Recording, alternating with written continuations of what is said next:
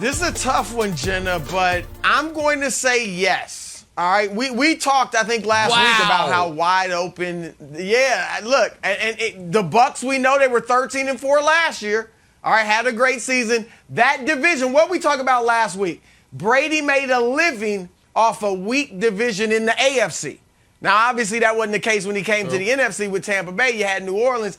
But next year, it looks like right now, that division's going to be weak. Now, they have a tough schedule outside of the division, but he should be able to feast on the NFC South if he indeed stays in Tampa Bay. So there's that. I think, look, the Rams are going to be tough, but what's going to happen with Von Miller?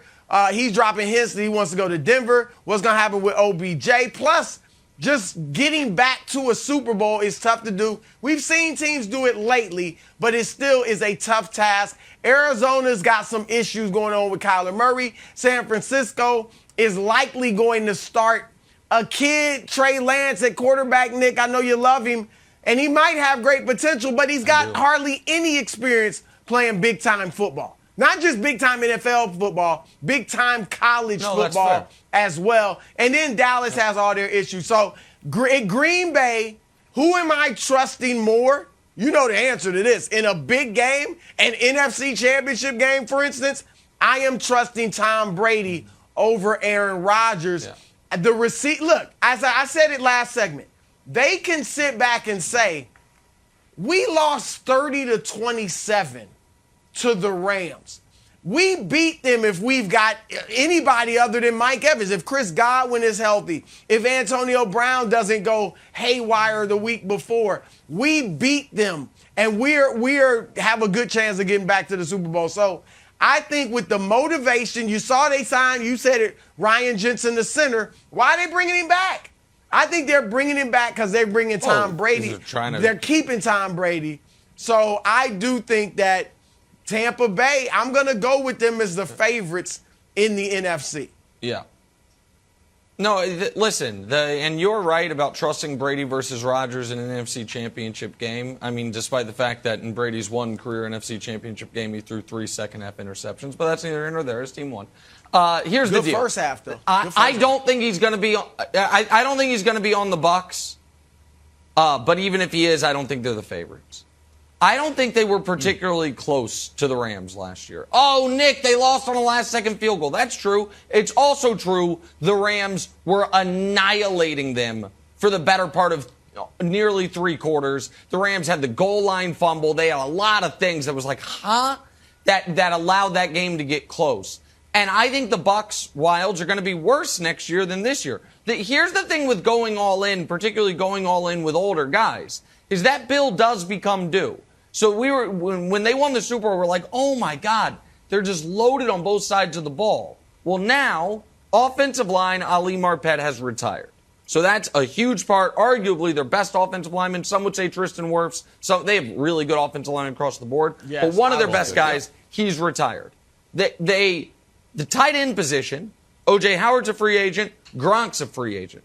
The receiver position, A.B. is gone. They have Evans and Godwin on the franchise tag, but he's also coming off a late-season ACL tear. So that has to at least raise some concern. And then on defense, JPP's a free agent. Ndamukong Suh's a free agent. I didn't think their secondary was good to begin with, and 2 of their secondary starters are free agents. So for all those reasons, do I think if Brady were to play, they'd be the favorites in the NFC South? Yes, of course. I mean, assuming Carolina doesn't get Deshaun Watson, yeah, they would be the far and away favorites because I don't see anyone else being able to really compete there with respect to the Falcons. Frisky Falcons, by the way. Remember, they were frisky all year. They were alive for the playoffs longer than you guys expected. Somebody saw that coming. But no. So, but I don't think I don't think even with Brady Wilds that this team is a top-tier contender for the NFC, let alone the Super Bowl. Well, I'm going to meet you guys in the middle because I know the common idea is, they put the championship on the credit card. They went all in, put the championship on the credit card. We just saw the Saints do that, and now the Saints, bills due. What are you going to do? Sean Payton's like, well, I'm not going to pay it. I'm out of here. So you're going to be stuck in the wilderness for a while. There is another option, though. Get another credit card. Oh, get another card. Open up a Discover if those still exist. Get another credit card and go all in. And I think Brady's like, you know what? I'll come back if you're willing to torpedo the cap and go all in. Because don't forget, the Bucs were a Super Bowl team, but they were the first Super Bowl champion ever, Broussard, to have every touchdown scored by a guy who wasn't on the team the previous year. Gronk scored 2, AB scored 1, Fournette scored 1. So the team that we have right now in Tampa Bay, if I'm Tom Brady, can't be the team that I start with and can't be the team that I've got week 10. Who do they want to go grab? Is it going to be Saquon? Want to make a move for Saquon? You want to make a move for Allen Robinson? I think Gronk has got to come back. I think that's got to be part of the deal. How about OBJ? Hopefully he recovers and maybe he can pop in. Nice little Week 12 OBJ appearance. So I think that the Bucs could be favored in the NFC if the magnetism of Tom Brady's superstarness and the willingness to torpedo your cap down the road is what would make them a contender and could drive them to the Super Bowl. Otherwise, I don't think Tom Brady would come back. Well, I do think they'll be willing to torpedo their cap down the road. If they can get another Super Bowl next year, I'm sure they'd be willing to do that. We've already seen them move some money around. I think they're going to come to a deal with Chris Godwin. That'll give them more cap space. They've already restructured Vita Vea's contract. You know, I think, and Nick, you mentioned the receiving core. You know, Godwin should be back around sometime in September, we think. I still like Scotty Miller, Tyler Johnson.